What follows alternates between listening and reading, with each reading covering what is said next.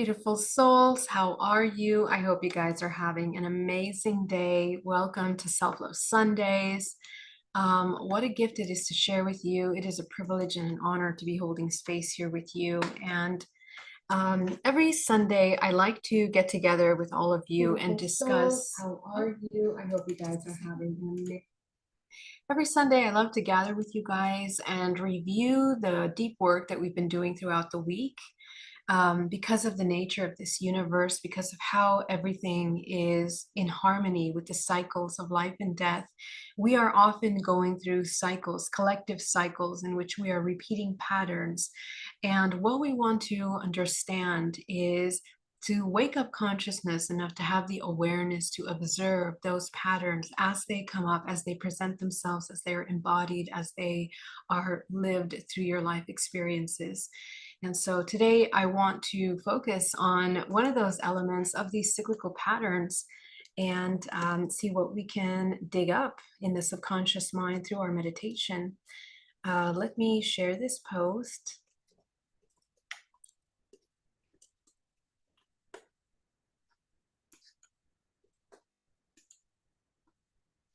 Awesome. It's so wonderful to be here with you guys. Thank you so much for joining me as always. It is such a gift to be here with you. I want to thank you guys for your support and for being here, and I'm really excited for some upcoming courses that we have. Our last course was really wonderful, and I really hope to share some of the replay of that with you soon. So let's get into it. Hello, Mariha. I'm so happy to have you here. Welcome. Yeah, well, let me know, Mariha, what you realized. And of course, if you have any questions, go ahead and put them in the chat in capital letters. All right, everybody. So one of the topics that keeps coming up that's very important at this time is taking a look at cyclical patterns. And what is your point of creation primarily? This is such a powerful realization to understand that what is actually creating your reality are all the core beliefs that you have about yourself. So, at the very core, at the very deep subconscious part of you, all of the little, very, very parts of you that have these deep beliefs. And those deep beliefs feed into thought forms and emotions and mindsets. And they create all of your survival mechanisms that usually are presented in personalities. And sometimes personalities change, sometimes personalities are shifting through the eras of your life. And it's really important to kind of observe that and take a look at the patterns of these different phases of your life in which you've played out certain roles, wore certain masks, all of which have been very specific responses to your environments. And those masks that we're playing in our responses are essentially a representation of the beliefs that we have of ourselves. So this is something that I want you to observe, because the point of your creation of your life, the point of attraction, because you are a bioelectrical system, we emanate magnetism.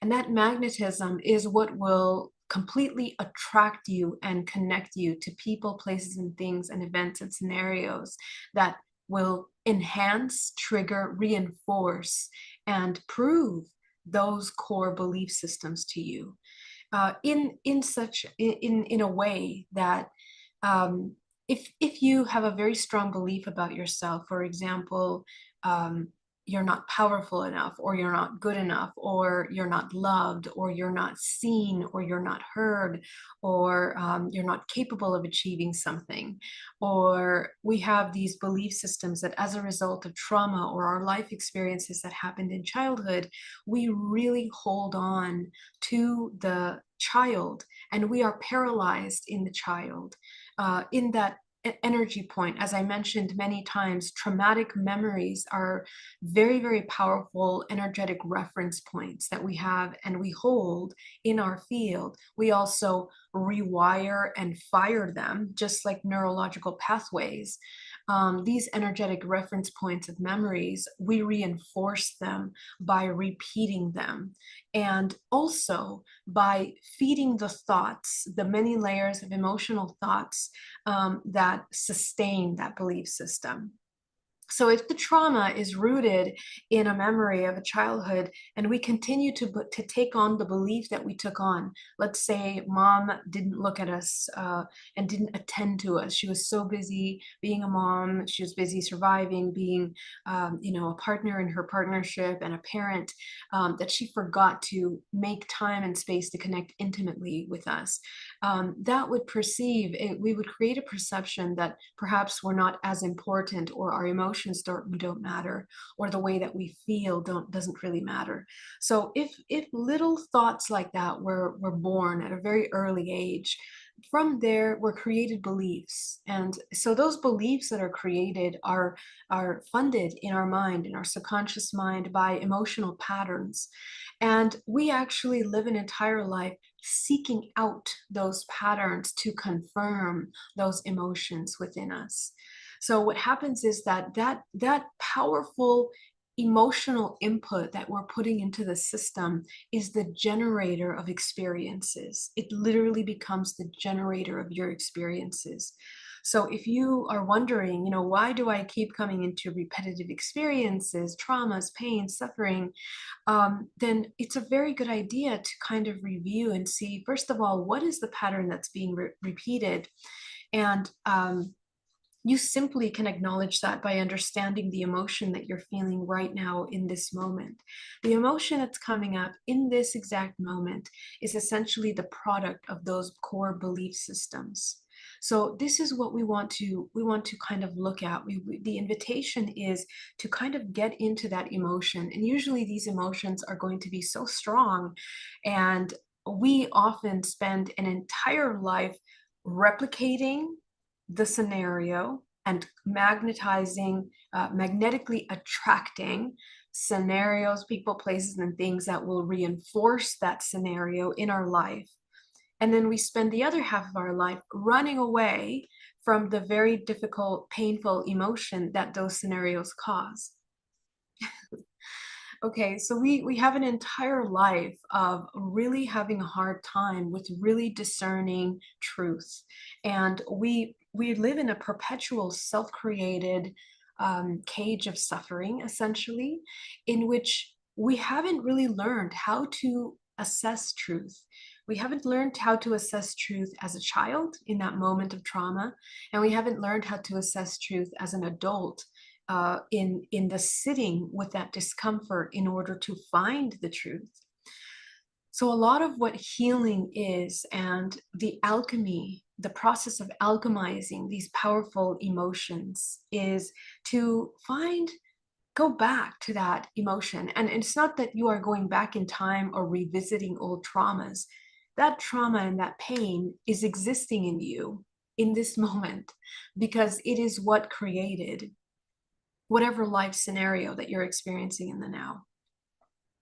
So the invitation is really, how much of your energy and your creative life force are you putting into this present moment for the creation of that experience? And if the majority of your life and the majority of your experiences, the majority of all of the things that you're doing in your life are essentially causing this experience to exacerbate all areas of your life, then we are in a constant state of self-betrayal. And it is exactly the manifestation of the lack of self-love. So we in our society have a false concept of what self-love is. We believe that self-love is, saying nice things to ourselves, putting ourselves in nice situations, comfortable situations. We have this idea that self-love is all about the external of the body. And really, self-love are the deep changes for the soul's path removing out of a self-created state of suffering.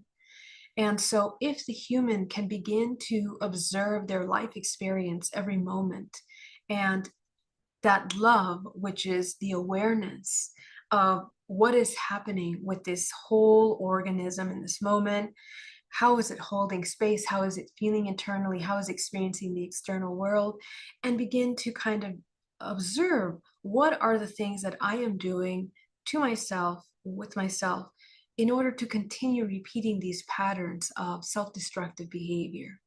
So if we consistently exist in a state of separation and fear and running away and denial and resistance, okay, the majority of us are existing in states of resistance. We don't want to feel, we don't want to know, we want to suppress, we want to run away, we want to escape. So the redirecting of that attention is actually the most loving thing you can do for this organism. Because as long as you exist in resistance, you are going against nature. You are existing out of harmony with nature. You're out of harmony with the natural cycles of the earth. You're out of harmony with the cosmic movements and cycles. You're out of harmony with your organism, because your organism is the fractal of all of those things. And essentially the universe is within your body. So we are also contributing to the suffering of the collective and the earth, because we are our constant state of resisting and being outside of harmony with nature is actually contributing to the imbalance, to the collective imbalance. So the sooner we are able to come into harmony with ourselves, the sooner we are able to come into a deep reconnection with our own truth, with our own authenticity. And this is the second part of our conversation today. Are you comfortable with your authenticity? How much of our time do we spend trying to wear masks in order to cover emotions, feelings, sensations, pain, sufferings, or to try to pretend that we are in states of joy, harmony, this happiness. But in reality, at the core and subconscious part of you, there's the deep, deep parts of you are out of alignment. Okay, so that consistent behavior is the representation of self-betrayal. And we keep perpetuating that self-betrayal over and over again. Don't forget, your belief about yourself is what creates in this reality. So if we begin to understand what our beliefs are about ourselves and get extremely honest about them, not just what we hope other people would want to hear, or what we think other people want for us or see for us or expect from us. This is a major departure from the identity that is created as a product of what we think others will love or accept or want or be able to put up with or be able to connect with. The human fears isolation, the ego fears annihilation of its use of the separation in order to exist in itself, to recognize itself so much that actually we separate ourselves from our own self deeply. And this is where disassociation comes into play. We completely disassociate with the most intimate truthful parts of ourselves in order to have this illusion of community, this illusion of comfort, this illusion of connection, the illusion of partnership, the illusion of friendship, the illusion of family. So actually these concepts and these illusions of these relationships that are based in outside of authenticity, we have entire cultural systems that support this. Okay, we have entire cultural systems, we have social pressures, social norms, which is the most ridiculous concept. What is socially normal? Our entire world is an absolute inversion of what is actually authentic. And there is no normal, because the concept of normalizing something or being a part of something normal is something that doesn't exist in nature. Nature is a wild, organic, self-constant creative system. It's an organism, and it's adaptive. It's constantly adaptive. Nature will use its harmonizing, balancing intelligence to adapt to any one situation from the core instinctive part of its instinctive nature, right, of survival instinctive nature. But there's an intelligence to that instinctiveness that always somehow it is sustaining some level of harmony, and we are sustained by a greater harmony. So our actions and our ideas that we create in order to run away from the authenticity are actually such a self-created human illusion. And this is really the Maya, or this is the matrix, essentially, is this illusion that you can actually run away from your authenticity or deny your authenticity in some way. So to be able to come back to that authenticity, there are certain elements biophysically that the human body has to learn how to regulate. First of all, feeling pain in the body. We make pain such a huge monster, and we make it such a horrible, terrifying experience, because actually the way that we have learned to experience pain is to resist it, or to avoid it, or to do everything possible to not feel it. And even those of you that have practiced meditation for a very long time, somehow you find really creative ways to kind of deflect the actual meat and potatoes that exists inside of the depth of the pain. As many ancient sages have said, that the cure to whatever is ailing you is in the pain, it's in the suffering. And this is absolutely true, because this is the alchemy.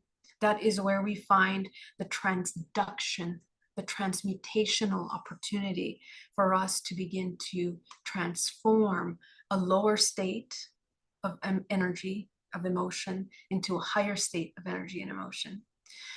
And it is something that is something that we can exercise over and over again. The human has the potential of experiencing this powerful alchemization simply by sitting with that emotion. It's not sitting, it's not being stagnant with the emotion, being present. Presence and being stagnant in a state of sitting, I guess we shouldn't say sitting. Sitting, we're referring to the concept of meditation, okay, which in this understanding is a complete state of authentic observation. These are very proactive words, okay? Presence is a very active word in a sense, because you are fully alive in your body, fully living in your body, fully present with everything that is existing in the body.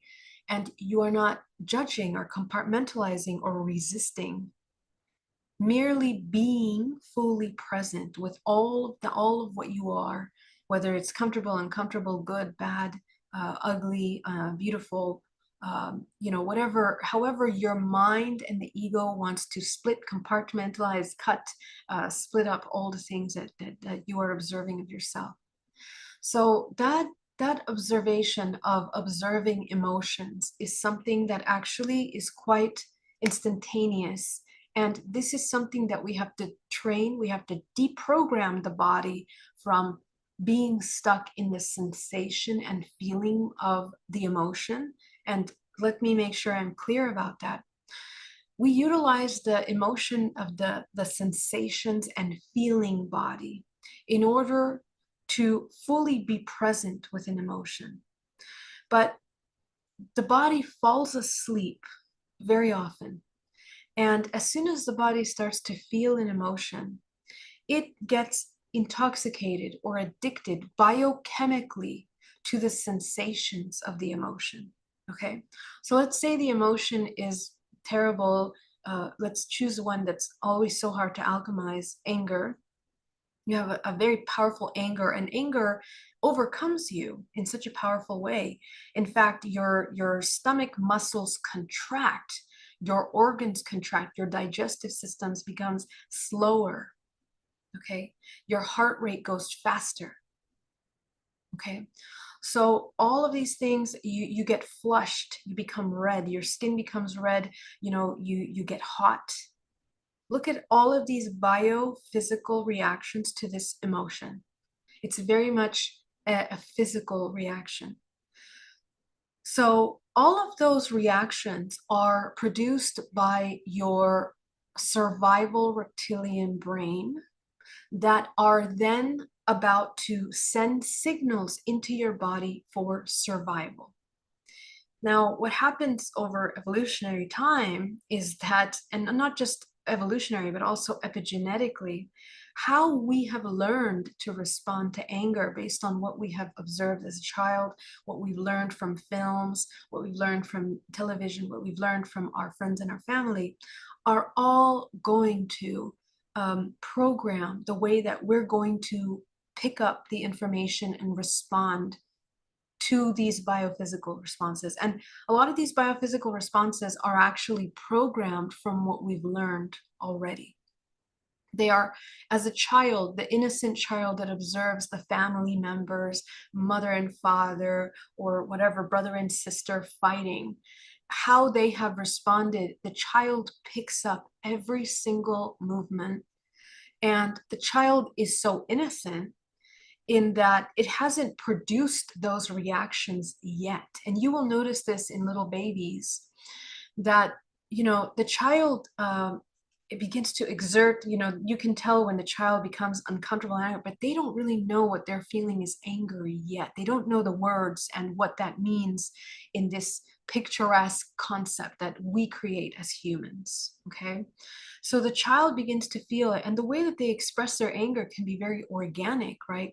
They can tense up, they can hold on, they can resist, they can do all kinds of things.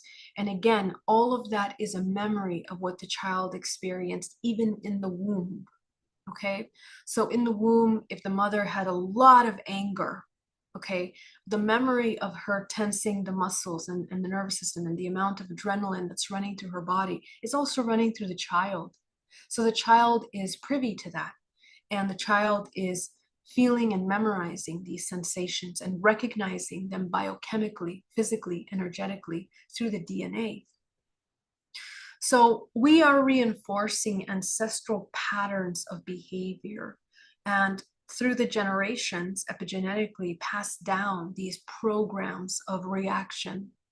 So what we are dealing with in us, and also there's another higher level, which is a somatic and bioelectrical memory as well, which what happens is that every generation, there's also an evolution in these programs.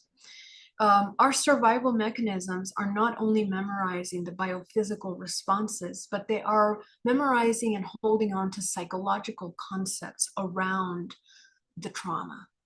In the example of a war, we exist in a war, and or let me give another example that's even more interesting. The example of the plague, for example. Because the plague was passed around by the rats, the next generations of the humans that were born in this family of survivors of the plague had a severe trauma around rats, a very deep subconscious fear of rats. Okay, and they had very intense reactions to rats. And as the generations trickled down, the family members didn't understand why they had such an intense fear of rats. And if you go back into their ancestral lineage, you begin to realize, oh, this is a major trauma for this generation. Okay, so those kinds of high level subconscious programs are something that are held within the Akashic records. In the Akashic records, there are many ranges of human experience that are programmed deep within us. Every generation that we're born is the lesson of the entire ancestral body. Okay, so remember, we're one. Okay, so you are one with everything in this universe. Your ancestral lineage is a certain vibrational body. It serves as a body of consciousness, of an evolutionary body. And that body is connecting you with all humans on this earth and beyond. So the lessons that we're learning collectively, collectively in your ancestral body, but also collectively in the human race, each generation is experiencing these lessons at a higher octave each incarnation. Okay. So how you experience anger in this generation can be an accumulation or a product of all of the generations of anger. The suppression of that anger or the manifestation of that anger or the expression of that anger through all the generations, you will hold on to this subconscious anger. And so what happens is that the child, and every generation has this information more available to them as well, which is part of this healing of the collective that is occurring. This organism, the planet Earth, and all the humans that are incarnated here are meant to experience purely this experience of creation. And so in order to create, we have to know what blocks us from creation, and we also need to know what produces creation. So for many of us, these severe traumas and these severe emotions are something that we are holding deeply in the subconscious mind, bioelectrically, biochemically, and in the field through the Akashic record, which is what creates what we think of as karma or as our contractual agreements or our past life influences, for example.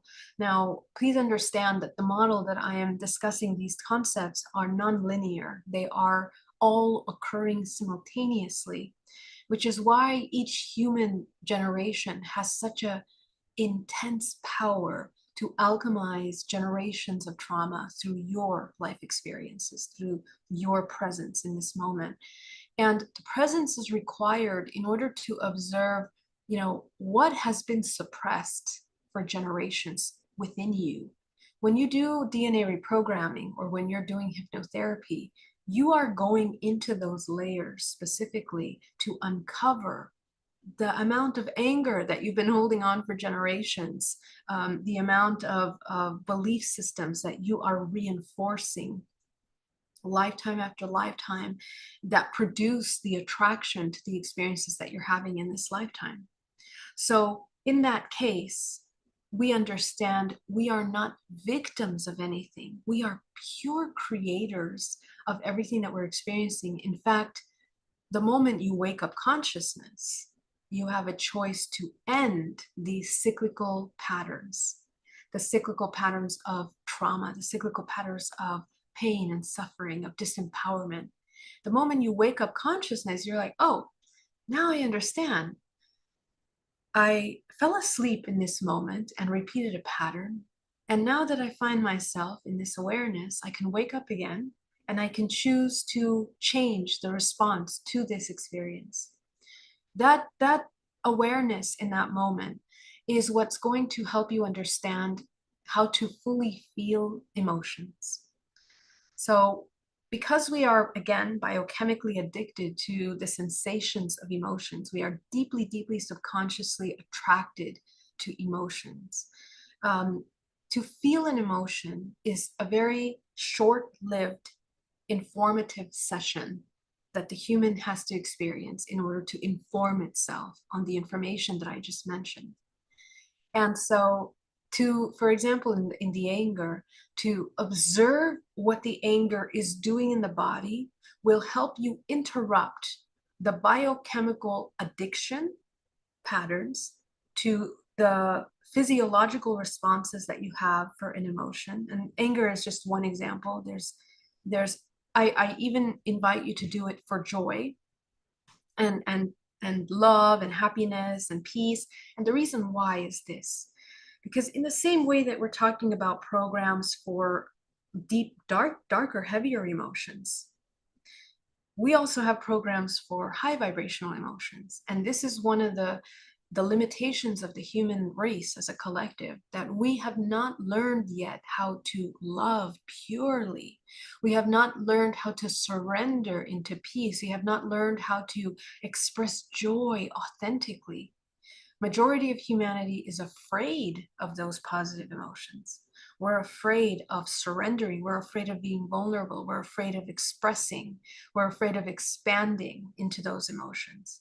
So a lot of us, and this is why people turn to drugs or psychedelics or stimulants, because we have not understood our relationship with the sensation body. So we either overly abuse the sensation body or we suppress the sensation body. But what will actually alchemize this physical vessel, because remember, you're here to alchemize the physical vessel, not just in other dimensional planes outside of your body, which in some cases people disassociate and interact interdimensionally, but they forget to integrate into the physical body. What heals the earth, what heals the ancestral lineage, what heals you deeply and transforms you in all parts of your aspects of yourself, biophysically, biochemically, psychologically, emotionally. Because this is your entire physical vessel. You're multidimensional, meaning you have to address all these parts. If you don't address them, they will come up one way or another, and you will not understand why you keep repeating certain patterns.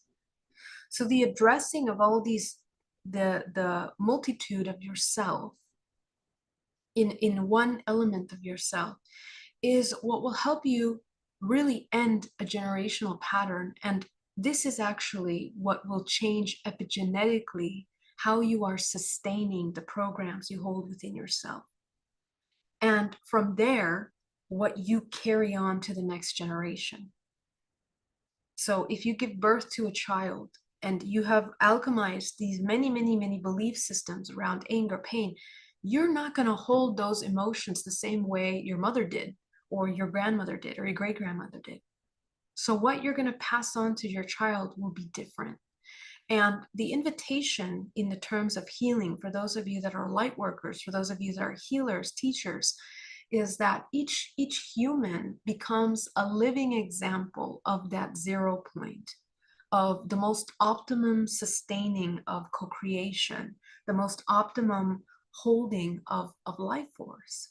Okay, so when you are able to interrupt these unconscious patterns of reactions and sustaining pain and emotion in the body, the direct result of that is a rewiring of your body, the rewiring of your brain, the rewiring of your nervous system into a more harmonic, through the vibrational frequency of your entire essence. You become magnetized. And so there are different levels of which your magnetism is attracting experiences to you. You are attracting, you become a magnet to the things that you're experiencing. The deeper the frequency that you hold, the more heavier you are attracting.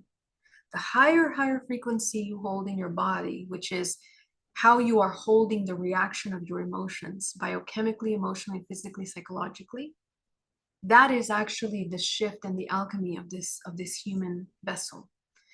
And what happens is that as a result of that shift is your geometry changes into a more harmonic shape and form, because the shape and form is produced by how you hold your chakra bodies.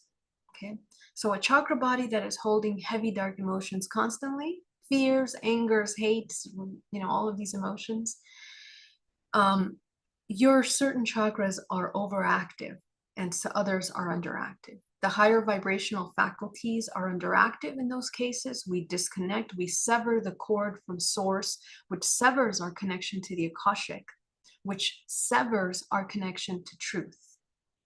The more you are in harmony with nature, the more you are connected with, your higher levels of functioning, your higher faculties, the more you have access to a higher frequency, higher bands of information through your body.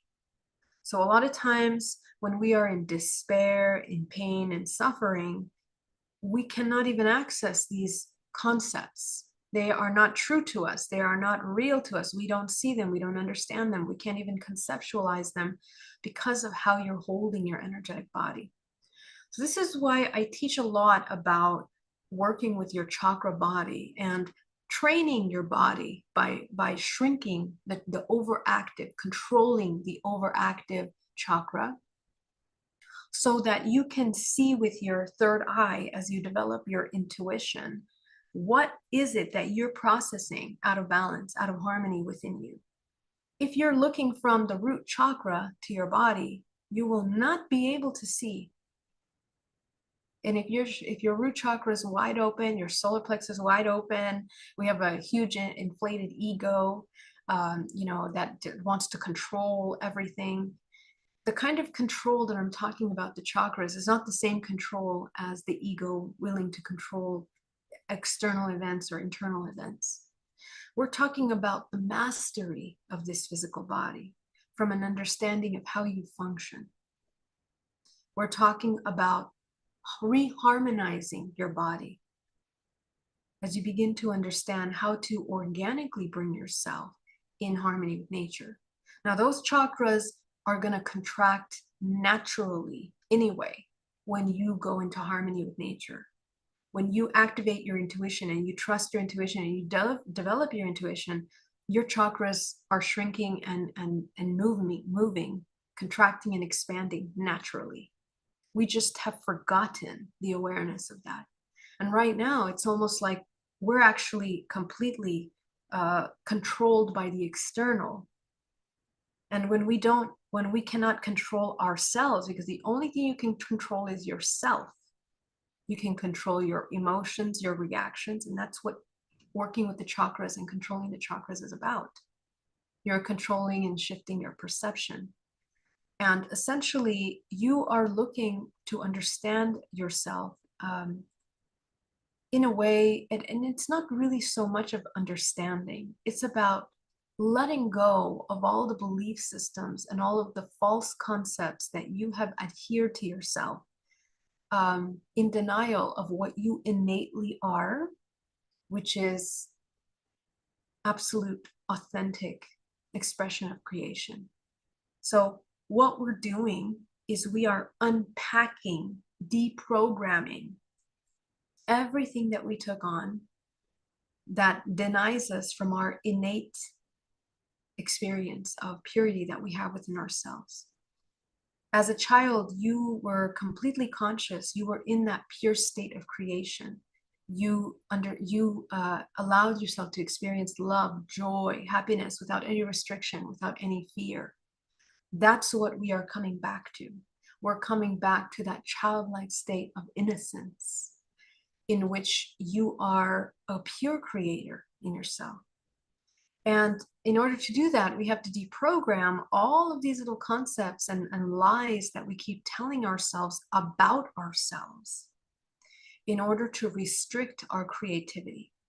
Okay, so your connection to source is a direct connection to you being the embodiment of that source, which is infinite potential. There's nothing to control. You cannot control that infinite potential. Okay, so right now we just have to, in a sense, in this dichotomy of control and not control, we have to be aware of what is controlling us, really. That's really what is occurring. Because right now we are being controlled by our unconsciousness, by our subconscious mind, by our fears, by our resistance. So as long as we are continued to be out of control as a result of being controlled by external urges and our shadows, the parts of us that we are afraid of seeing and looking at and acknowledging, everything that you suppress, everything that you resist is controlling you. So in this case, we have to kind of bring this, we have to hold on to the wheel of this out of control car, this vessel that has become out of control. Anytime that we are in deep states of suffering and deep states of fear, we have completely let something external control us, which is an absolute illusion. It's an illusion. And this is the part where the human has to come back to a stillness and observation, to begin to become aware of what is controlling you. What have you allowed to control you? Okay, so all of these emotions, such as anger, fears, anxieties, doubts, all of those produce very, very strategic and very solidified perceptions of yourself. And so in the pursuit of truth, we need to understand, you know, is that true? Is that even true about yourself? Because most of what you are experiencing in your life, everything that you're creating, is a direct reflection of those core belief systems. Okay, so let's get into it. Thank you so much for joining me, everybody. It's such an honor to be here with you. Mariha, Guyana, so wonderful to see you. Sophie, Angie, Nikki, love you. So great to see you. Delina, hi from London. So happy to have you here. Amy, I feel like my limbic system was programmed to react like fight or flight. The caveman running from the lion. Meditation helps me end the negative patterns. Exactly. Alexander, fear of death, fear of expressing anger. Exactly. Exactly. Absolutely. Jay Zen, always a pleasure to have you here. So in today's meditation, what I'd love to do is to kind of work with that observation practice of the emotion. And what I find in my meditation is that people always believe that this is something that should take years of practice.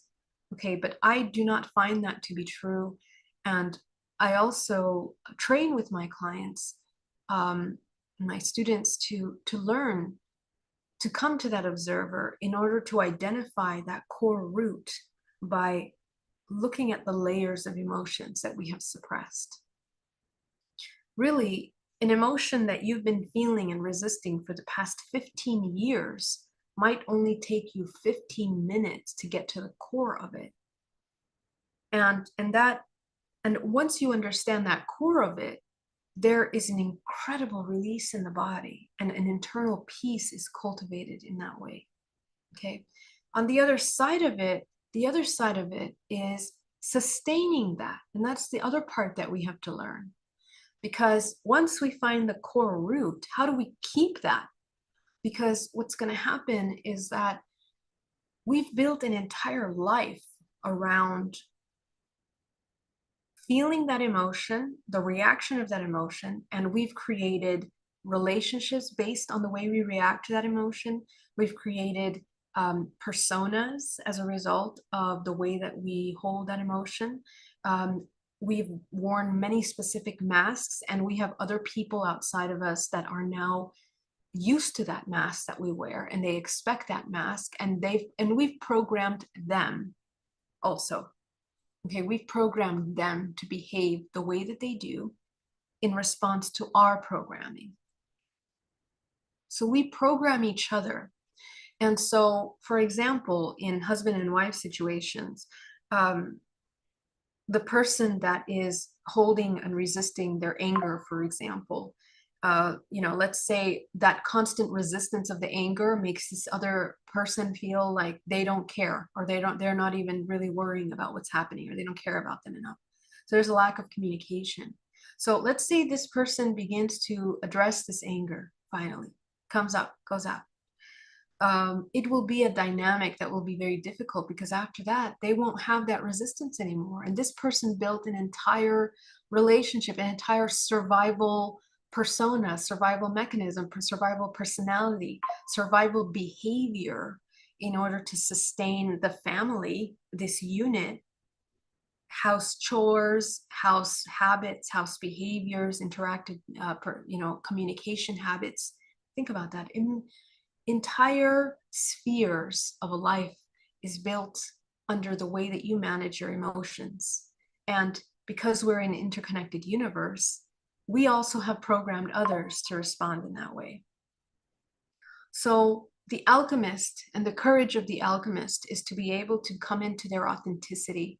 And in that, it's going to feel very vulnerable, because what's going to happen is that we're now going to be triggered by the expectation of the other to continue the same pattern that they are used to. Okay. And so especially in marriages or relationships or family dynamics, this is why it becomes so difficult to change, because we don't really realize how much we have built around us in order to sustain our toxic emotional behaviors.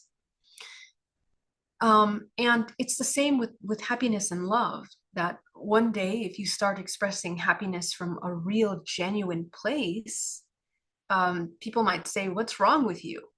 You know, why are you behaving this way? So again, this part is the alchemist that has to courageously face their emotions, number one. Hold space for the shadows, the parts of us that we suppress, that we don't want to see. And then hold space in order to sustain that. And that requires deep self-love, deep authenticity. And let me explain that as you peel the layers of programming, you will come into a very authentic self, the true self. And that true self is all and nothing simultaneously. The true self is not pretending. The true self is not playing emotional games. It just is. It just exists. It's a very peaceful, calm, and there's not a lot of excitement, okay? And that's something that I learned early in my journey, that we actually are addicted to drama, and we don't realize how much we're addicted to that. We get bored. The human gets bored. The human has been used to abusing the biochemistry of the emotional body so much, and technology and film industry and even music lulls us in hypnosis of repeating biochemical responses in such a powerful way that we are attached to this constant emotional state.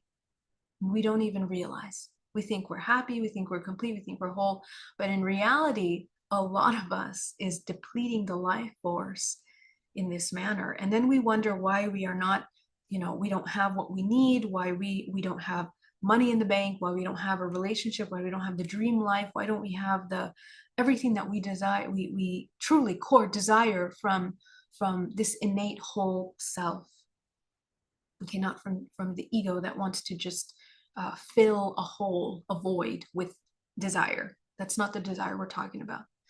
The pure core creative desire that is innate to each human is actually, it's a very pure fundamental state in which you are sustained by yourself. It's not that you are needing something external.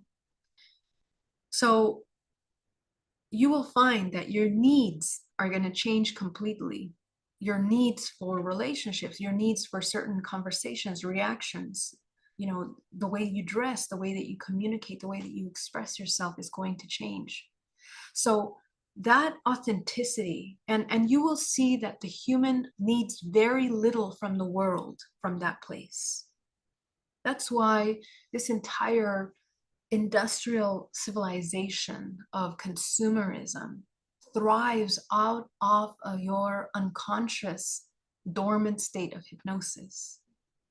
As long as you are hypnotized one way or another in a disconnect from your true authenticity, you are the perfect consumer, the perfect survivor, the perfect one that is going to look externally to build something. And we have deep psychological programming around the illusions of family, the illusions of houses, of children, that we are programmed and indoctrinated into as humans. So in reality, the human needs none of that.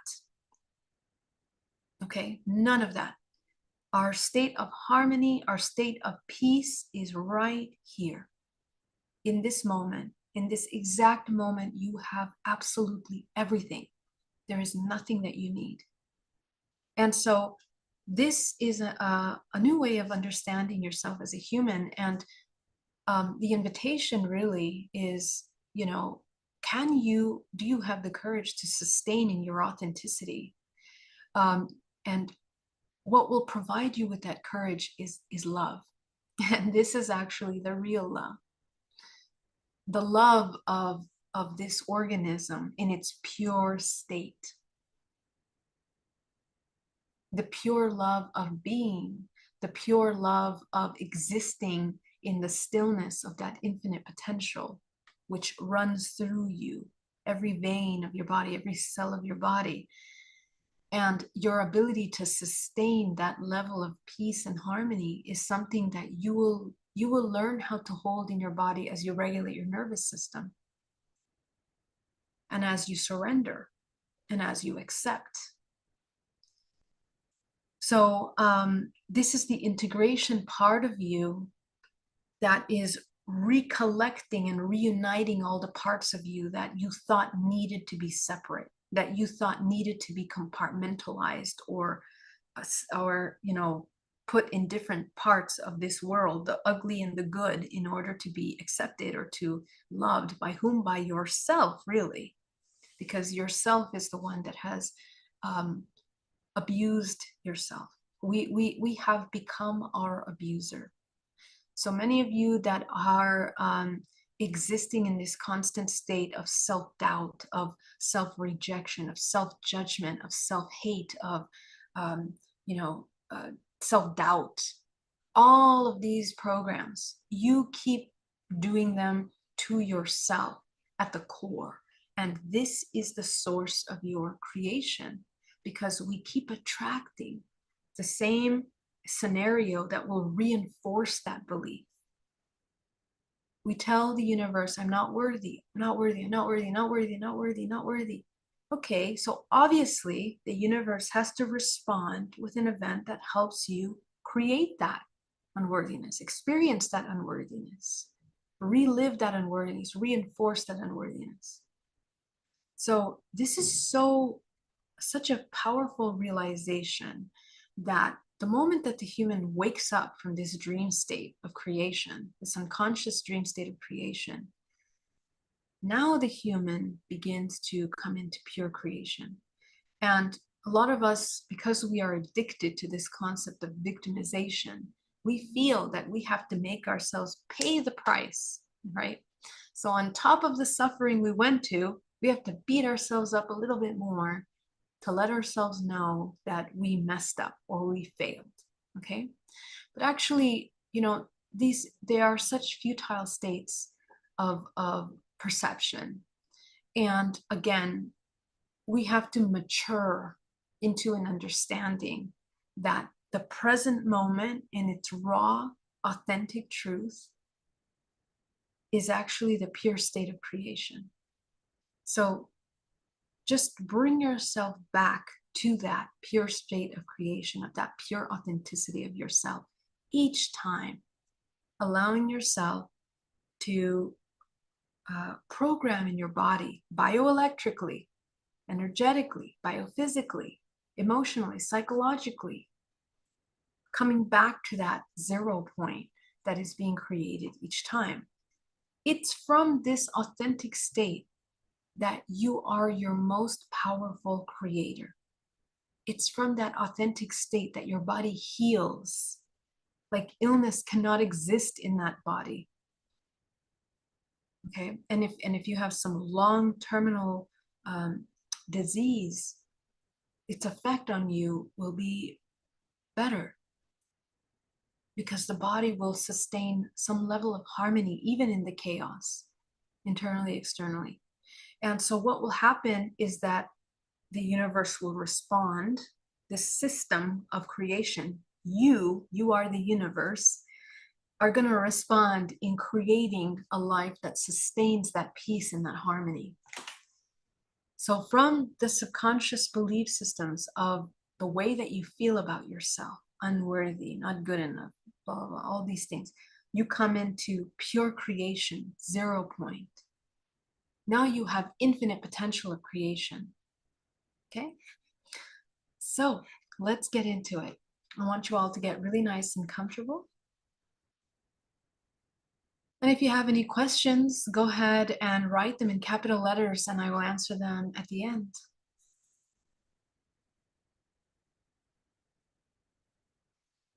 Allow yourself to take a nice deep breath.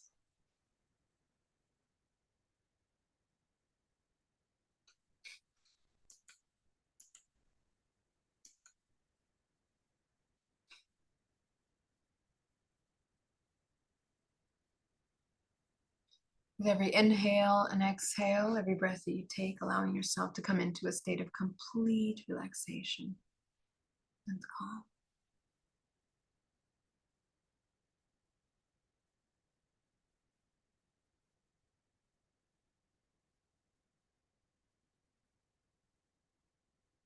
Connect down to the center of the earth.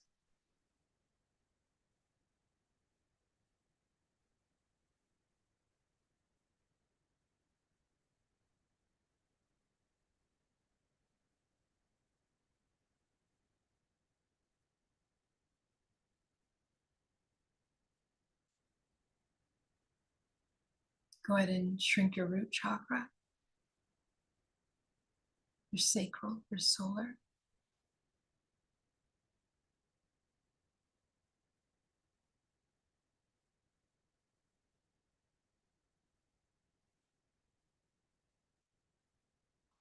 Expanding the heart,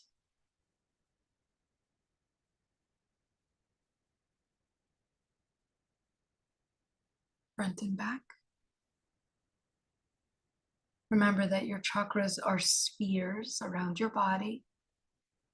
So when you are contracting and expanding them, you're expanding entire spheres of your body. So in your heart, go ahead and expand your heart sphere. Go up into your throat and expand your throat sphere.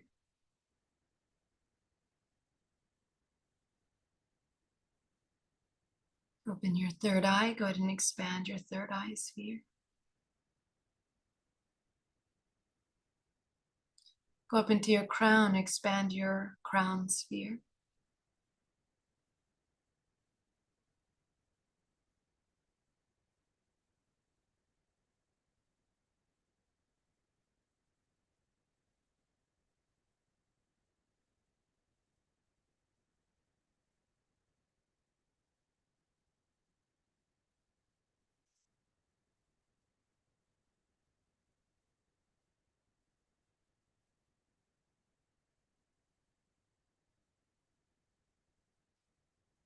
You're going to align your highest expression in the area of peace, harmony, health, vitality,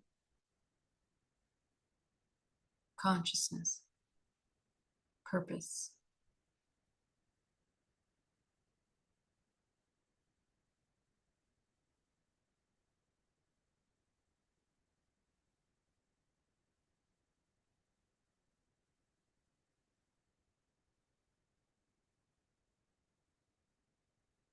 So come into a state of complete observation now. Activate your eighth, expanding your eighth sphere. This is your relationship with Source.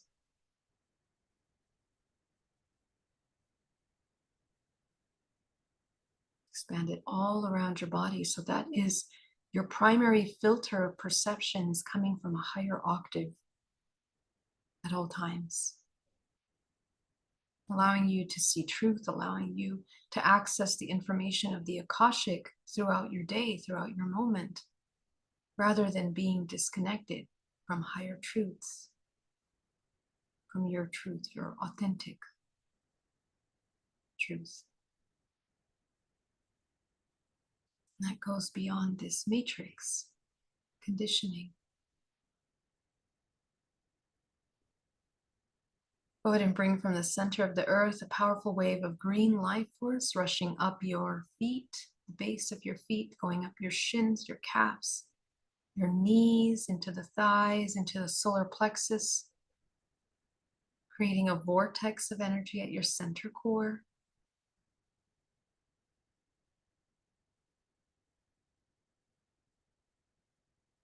Releasing all the tension in the solar plexus, allowing that vortex to clear and pick up all the debris, the energetic debris in your field.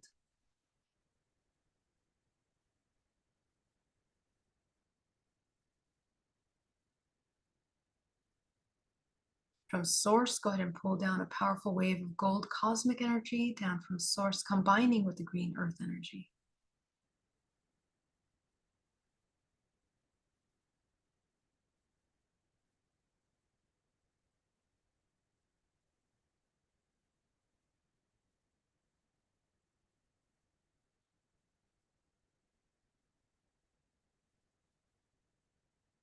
Go ahead and take 10% back down to the center of the earth.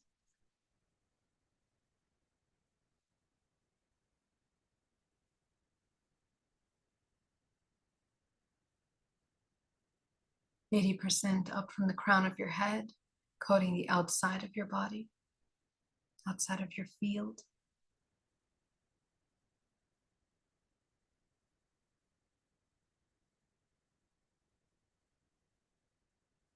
Take that final 10%, bring it into your body, into the pores, the flesh, the muscles, the bones, down to the cellular level of your body.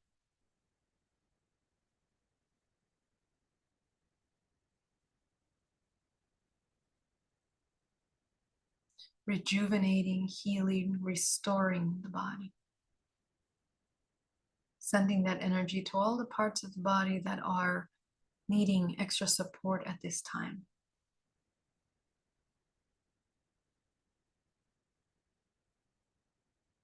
Letting yourself let go of any kind of resistance that you're holding in those parts of the body that are causing you pain and suffering.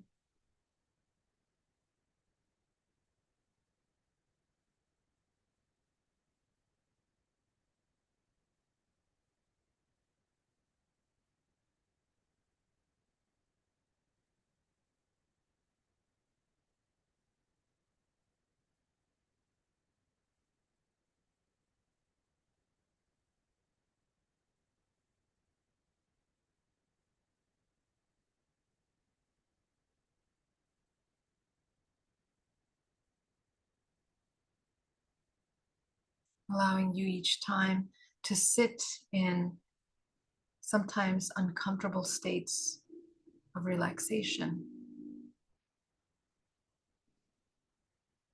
Breathing through all of the contraction parts of your body that want to contract, that want to hold on, that want to resist, that want to be in survival.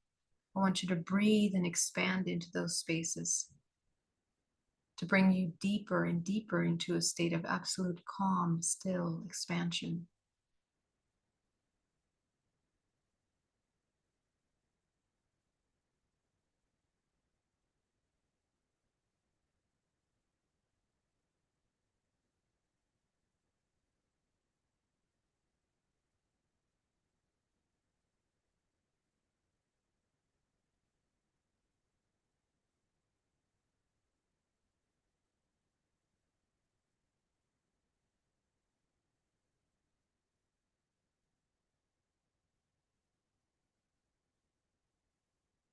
Keep coming back to the awareness of your body as you release tension. And you're going to be breathing down to the base of your spine.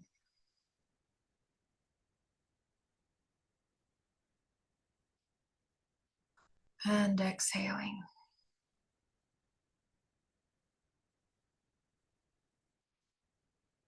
Breathing and exhaling. It is very important that you use breath, that you inhale this life force into your body, and that you exhale any stagnation in the body.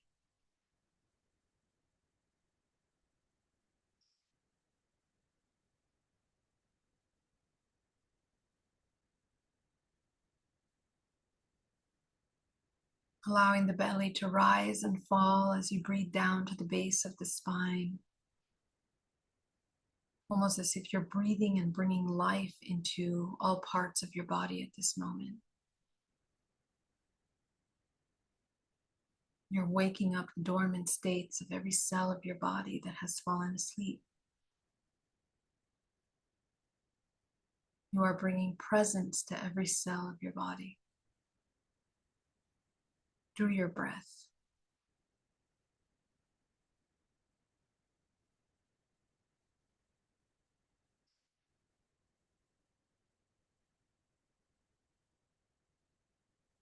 Consciously breathing into your brain, into your neck, into your chest, your lungs, into the organs, into the hips, into the thighs, into the feet, the arms, the fingers, the toes.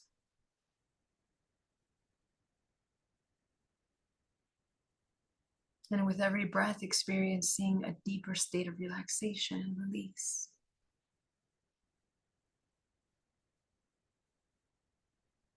Breathing into any last parts of your body that might be deeply tensed up. Any parts of you that keep wanting to go back into contraction. If your belly keeps tensing up, keep releasing it. Breathing through any discomfort.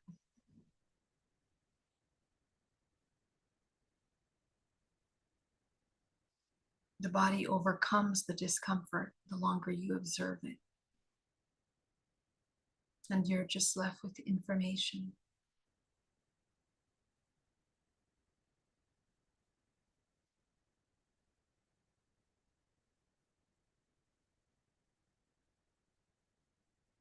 Go ahead and acknowledge the emotion that is coming up most for you right now.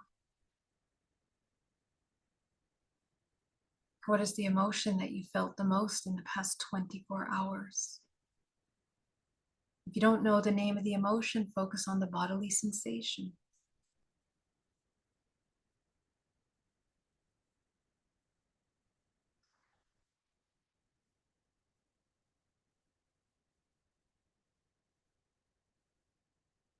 Allow yourself to be absolutely present with this emotion.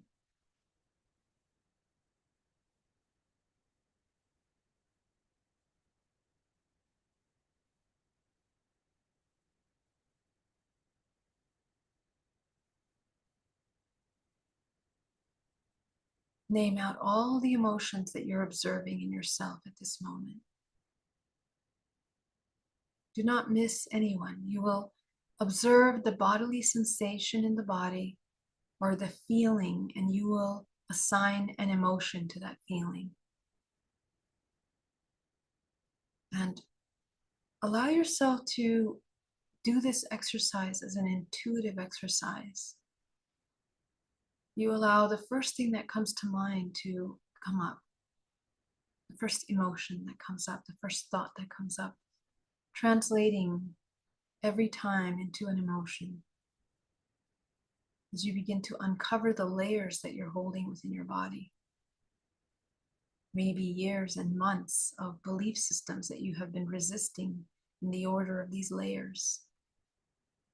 Maybe ancestral life patterns that you keep resisting in the form of these layers.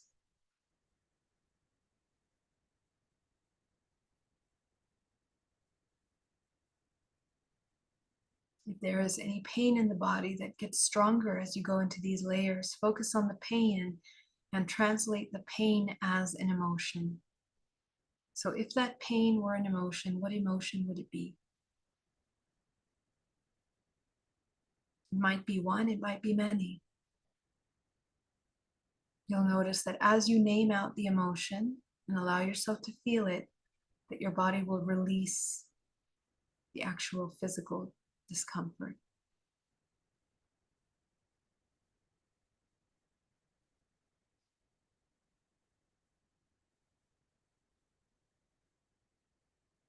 You're also going to be releasing muscle tension in your body as you allow yourself to feel into the emotions and the physical sensations in the body. As you allow yourself to feel into them and the emotions begin to emerge, you will experience a relief. Because again, your body is consciousness. The moment you observe it, it changes. So as you observe these emotions, that is when they change. They change, they alchemize from one form of energy into another. From physicality into thought, and from thought into emotion, emotion into energy, and that energy you can change in any direction that you want. energy then translates into creation.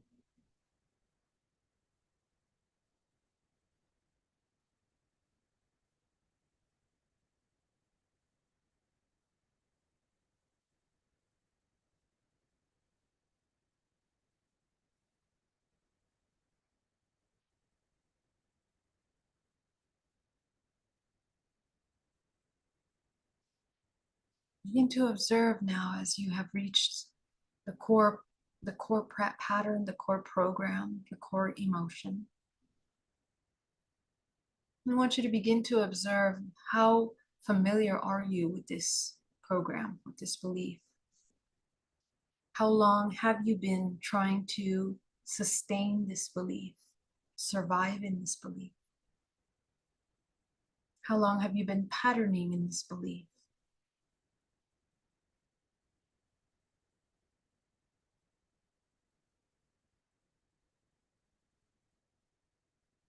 Whatever your body believes it needs or desires or must have in order to survive, to be, to exist.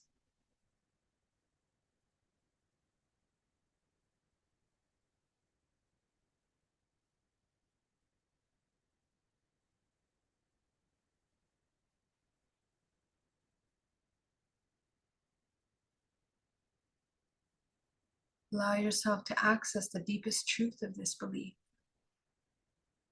Is this belief really doing what we are setting out for it to do? Or are we instead sabotaging ourselves and getting farther away from what it is that we're trying to do?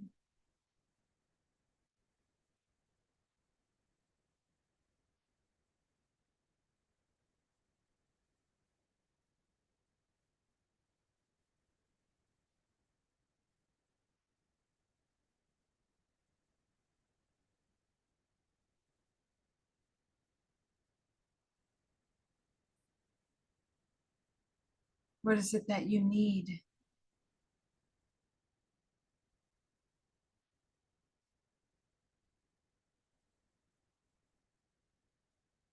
Observe yourself.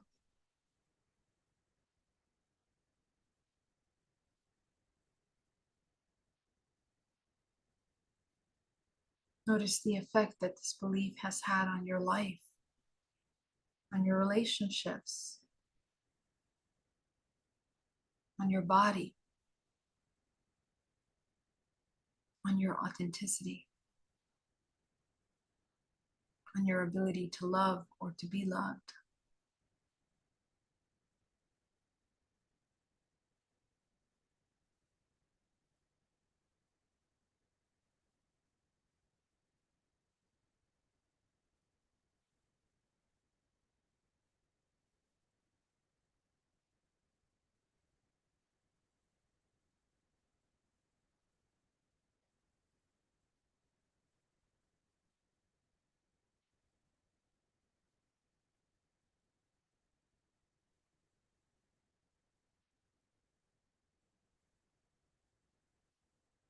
Notice any uncomfortable emotions that arise as you acknowledge this emotion,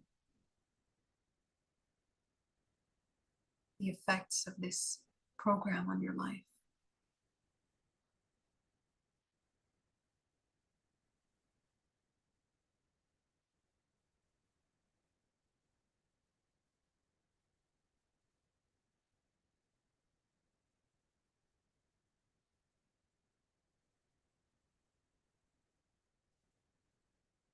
See if you can access the root of this discomfort.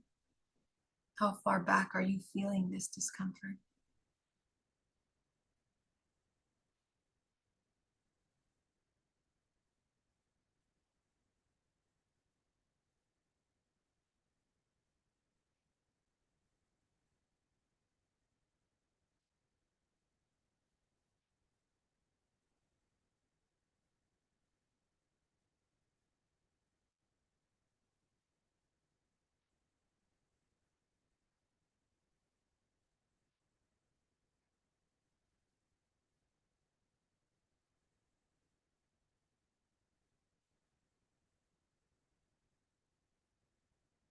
As you allow yourself to assess And observe this truth that begins to emerge.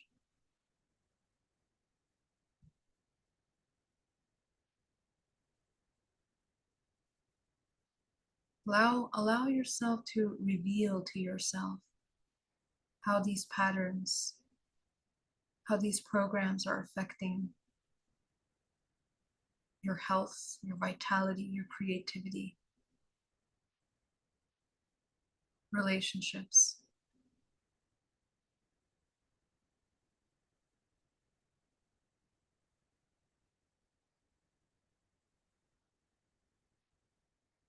And ask yourself, is it the ultimate truth? Is the embodiment of this belief system, of this emotion, the ultimate truth? Is it serving the purpose that I'm setting out for it to do? The answer is no.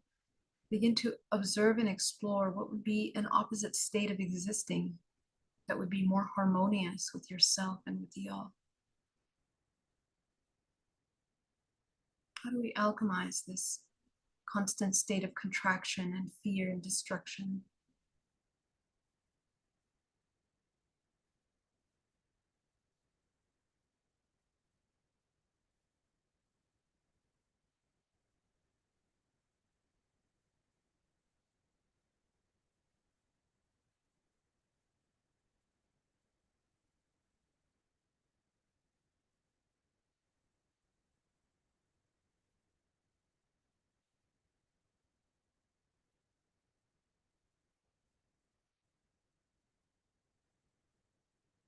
Observe how much the illusion of control plays in these dynamics.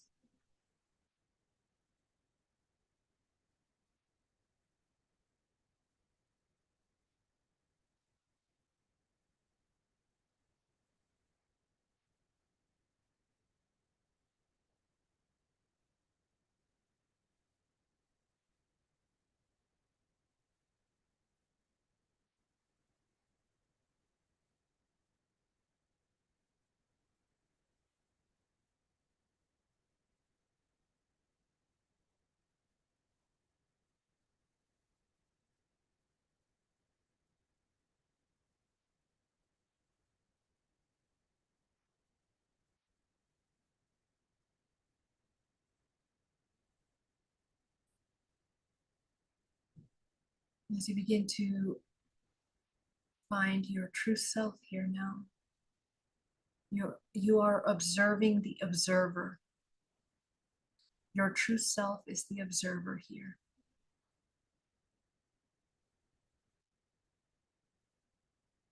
The one that is observing the observer of all of these memories, of all of these things. That is your true self. I want you to connect with that part of you. Keep finding that part of you.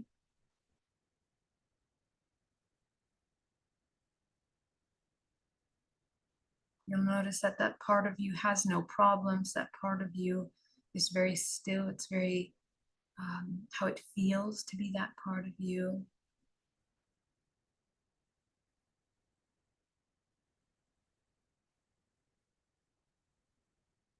It exists in pure being, a pure state of being.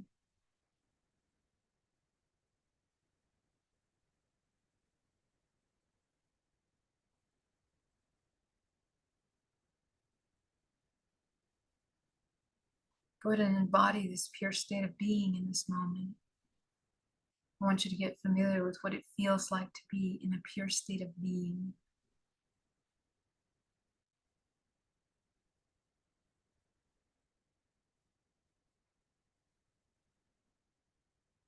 There are no thoughts of the past, no thoughts of the future. There's no planning, strategizing, thinking, just being.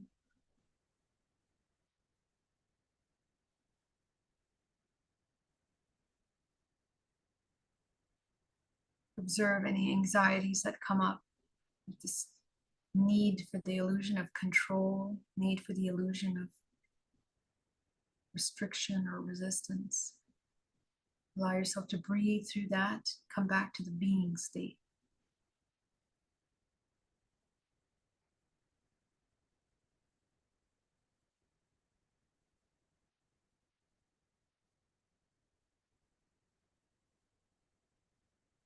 Notice how much freer this part of you is, how much more openly expressive, openly creative, openly moving in its body movement, body language. Notice how fear does not exist in this part of you. Doubt, pain, suffering. It's purely this present moment as you witness yourself.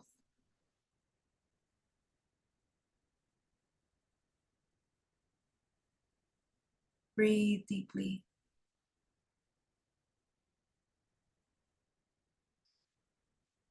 A part of you might try to interrupt this process by having deep thoughts of something, images,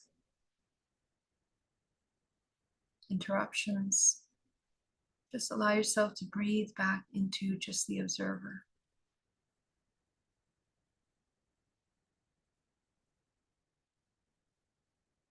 Begin to observe the other person in this experiment. Just observe them from this perspective. How are they reacting? You might notice a struggle, you might notice a fluidity, you might notice whatever it is that you notice, just observe it without judgment.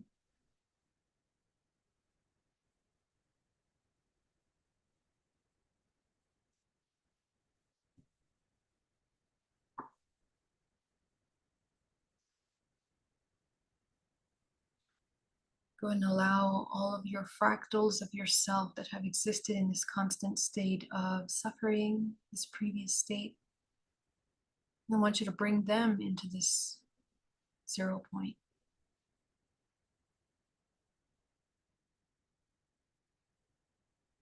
Begin to notice how futile some of these experiences, these external experiences are. Fights, arguments, disharmonies, givings, receivings, takings, leavings, wars, fights, disagreements. And yet, your true self, your authentic self, is perfectly safe, perfectly still, perfectly whole, perfectly unharmed in this authentic state of observation.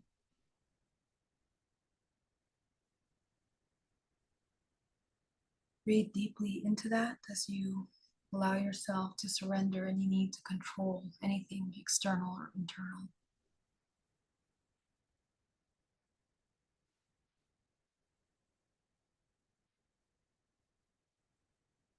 Go ahead and integrate all these 0 point parts of you into one. You'll notice the profound peace, the profound self-trust, self-security, self-acknowledgement, self-approval, self-acceptance that is available to you at this moment. Allow yourself to inhale deeply this fractal part of you into your body.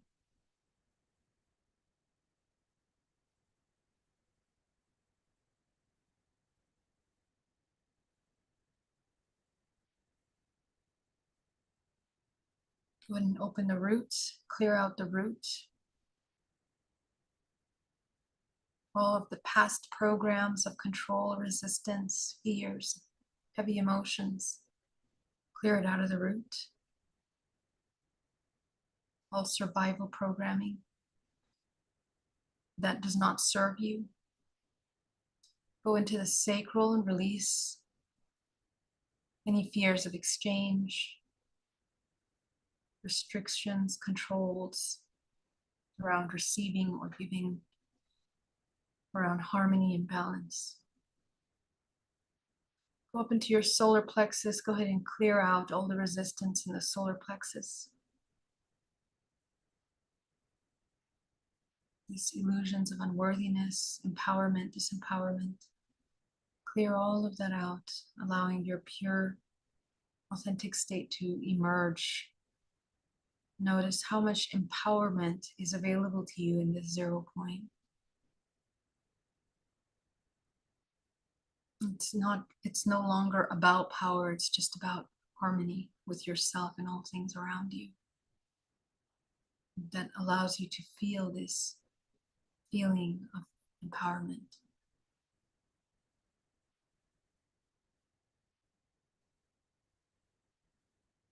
Up into the heart,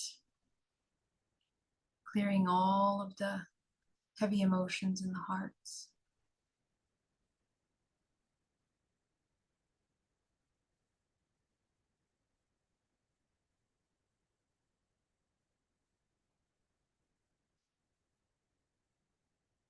Up into the throat, clearing all the heavy emotions in the throat, all the resistance.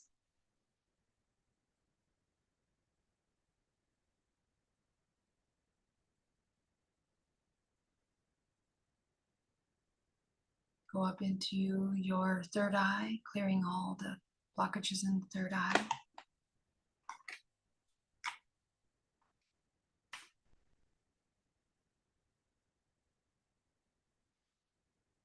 And go up into your crown. As you activate your crown, go ahead and enter in the color, the frequency that represents your highest vibrational frequency at this time. And expand that.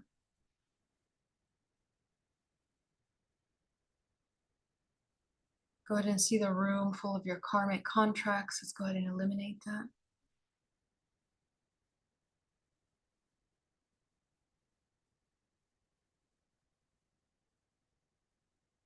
Let's go into the room full of the shadows that don't have our best interests. Go ahead and clear that out.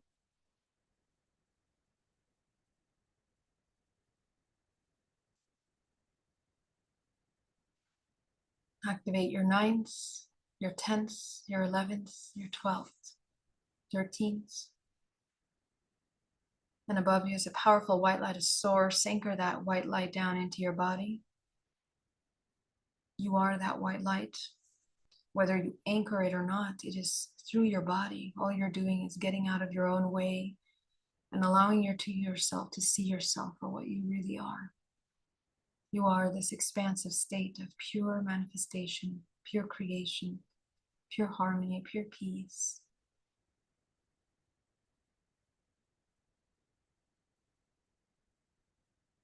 There is no need for perfection, no need for right, no need for wrong, no need for fear, no need for imbalanced states other than the pure truth and its authenticity.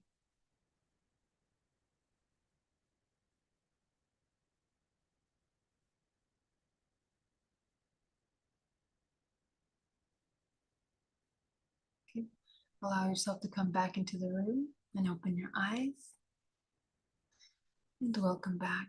It was an honor to share this meditation with you. Thank you so much. I'm going to jump into the chat to see if I can answer a few questions. Laura Light says, why do I feel happy one day, then the next day is always a low?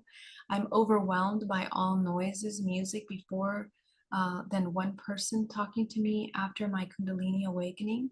I have to have calm and quiet.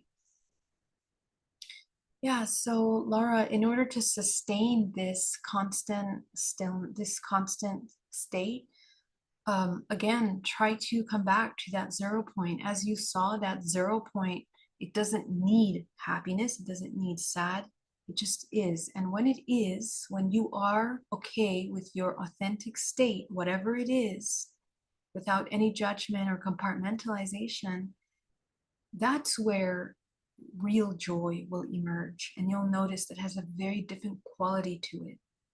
It's not coming from the quality of instant gratification or from the sensation body of having to hear something, feel something, sense something.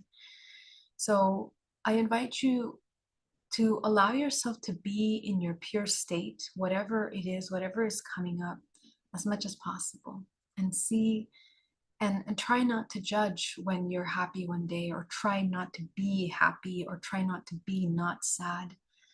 Just be authentic. Just be and accept whatever is in that moment. If it's a very heavy emotion that's coming up and you sit with it and you observe, and you allow yourself to come into that observer like we did, instead of holding on to any resistance, you'll very quickly be able to identify if you're resisting something, if you're trying to control something, if you're trying to hold something. Very quickly, you'll be able to identify that. And that will be the source of your suffering, or your source of limitation of your joy or happiness. Okay. So you just want to connect with yourself continuously to observe, what are you doing to yourself in that moment? And yeah, so we also, again, that 0 point, even though we can hear loud noises all around us, musics and things like that, and people talking, really none of it should affect us. When you are in that 0 point of observation, nothing can move you from that state. So we also have to understand that. And only the part that hasn't fully understood that is still teetering between being affected by the external world in some way that takes you out of the balance. Okay, so the more that you sustain and train that authentic point, it won't matter if you're in a room full of loud noise or not. You will maintain your harmony within yourself no matter what. And that's really when you've reached this mastery over yourself. And as a result, those kinds of exercises, we won't need to manifest them anymore. And we exist in harmony with all things as they come and go. Smart Money Guy, to be in the optimum observer mode, how do we need to optimize how we take care of ourselves, the integration, soul, mind, and body? It just happens automatically. There's nothing that needs to be done when you are in a state of optimum observer.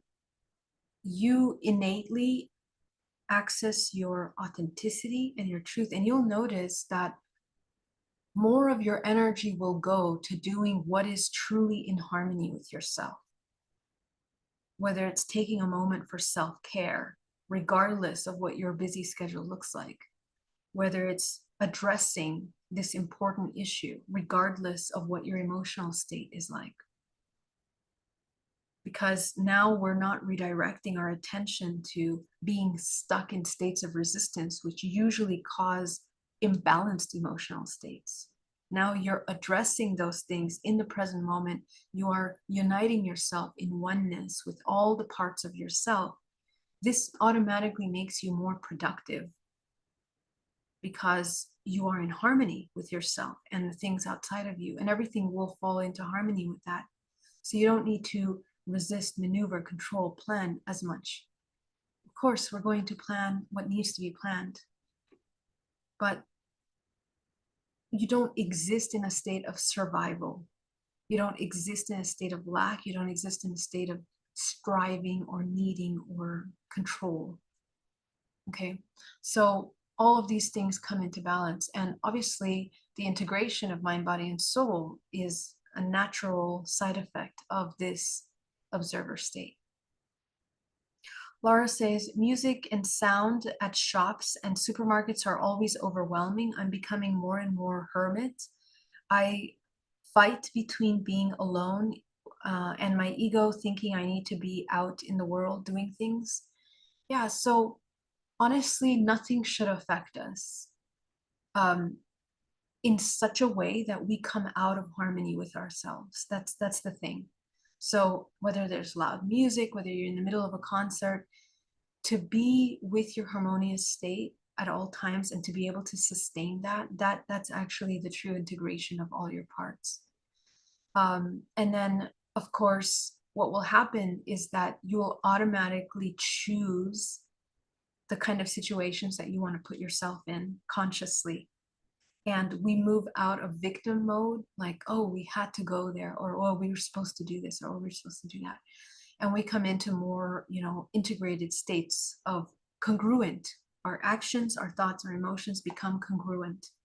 And really, it's that internal war that we create between all these parts of us that causes the friction and the resistance to the external.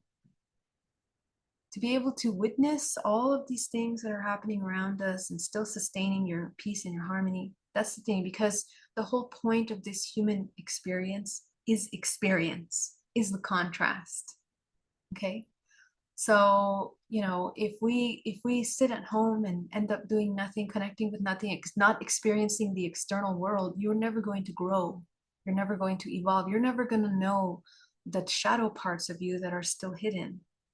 So we have to continue immersing, experiencing life at our fullest, whatever that means to you. To some person, it can mean travel the world.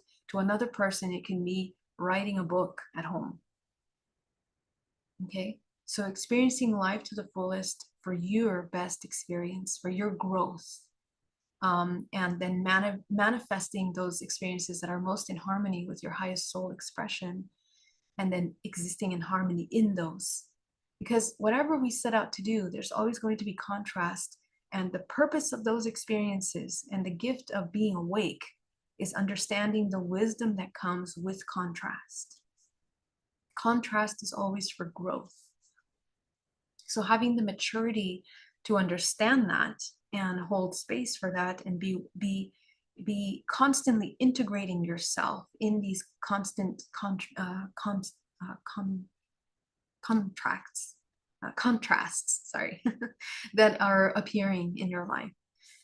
That is really what will bring you into a higher state of manifestation, cultivation in all areas of your life. Lenny, so great to have you here. Jason, thank you so much. Lenny, I'm in day 30 of emotional challenge 2 years ago. That's amazing. Thank you so much for that. If we do this meditation lying next to others in our field, is their higher self opening to allowing transformation? And what about other who can hear the meditation but not directly next to me? So they may or may not, but our focus is us, and that's the only thing that we can control. If other people, and again, as I mentioned, that very deep interconnected web to each other. Okay, so when you alchemize yourself and you come into your most authentic self, we will trigger others out of the comfort zones and out of the patterns that we have programmed in them. Okay, so that will be a catalyst for growth for them if they choose to see that. If not, it will be a catalyst for suffering for them. Okay, so we have to be able to hold space for ourselves. Our focus is ourselves. We cannot change anyone. We cannot heal anyone. We can work on a higher level contractually with others in breaking the contracts that we have with others, dissolving them from the highest level. And that requires us to understand the mirroring that we're doing. What brought us into resonance to these relationships? What brought us into, what is the lesson of the resonance with our families? What is the resonance of our children, the resonance of our partners? And working on the higher level to work with those contractual agreements opens up opportunity of higher octaves in the relationships. And cutting cords is also extremely important, because you are beginning to redirect your leaking unconscious energy into the feeding of the patterns, the unconscious patterns with others. You're redirecting that into your energy stream for creation, and taking that cord and reconnecting it to source is an alchemization that allows the other to have the opportunity to wake up consciousness if they choose that. And you can participate in that by doing that. But it's important for you to understand that the changes of the external world, the world is a mirror of you. So what our attention has to be on 1000% is your body, your change, your internal alchemization. Okay. All right. Very good. Put your questions in capital letters, guys, so I can read them. Catherine says, please, a technique to clear my root chakra. I'm so blocked. I have anxiety big time. Right. So exactly as we did today, I want you to sit with that anxiety, be absolutely present with the anxiety. You can grab a journal, or you can, in your mind, name out the emotions that come out from the anxiety. Okay. So acknowledge all the emotions that come up for you in your body. That is how you release and alchemize strong emotions. You have to acknowledge right now the reason why we are stuck in the sustained anxiety is because we are resisting or avoiding belief systems and even truths of ourselves and the world outside. We're afraid of truth. We don't want to acknowledge that. So allow yourself to access that information. And as you uncover the layers of emotions, get to the root. What's really happening in the core there? Allow that part, sit with that part of yourself and ask yourself, is your belief that you created from this core belief, is it true? Is it from the highest truth? Is it true? Or is this an adopted survival mechanism from mom and dad, or from partner, or from an experience we've had in the past? And if so, why are you reliving it in this moment? Why are you repeating that pattern? Is it something that is producing harmony for you or destruction? So as you begin to observe this, you will find yourself needing to love yourself more, needing to support yourself, needing to be the one that meets the need, that you are the protector of yourself, that you are the truth, that you are the one that loves you, the one that accepts you, the one that protects you, the one that acknowledges you. And all of a sudden, everything begins to redirect to the self. Okay? So allow yourself to see that.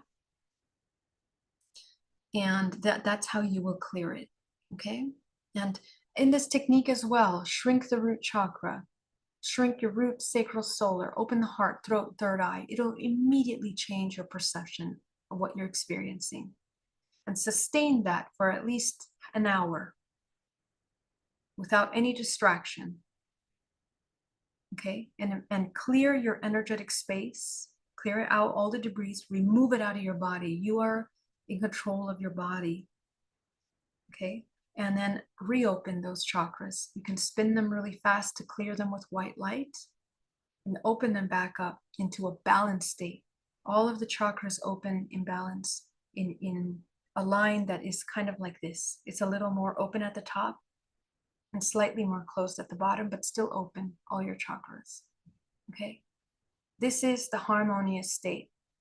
And they will completely change the way that you are observing the external world. All right, guys, thank you so much. I want to thank you so much for joining me. You are all so wonderful, and it is just such a joy to connect with all of you. Angie, thank you so much for that super chat. What a gift. I'm so grateful for you and your super chat and everyone else that is supporting me, guys. Love you so much, and I will see you next week. All my love. See you soon.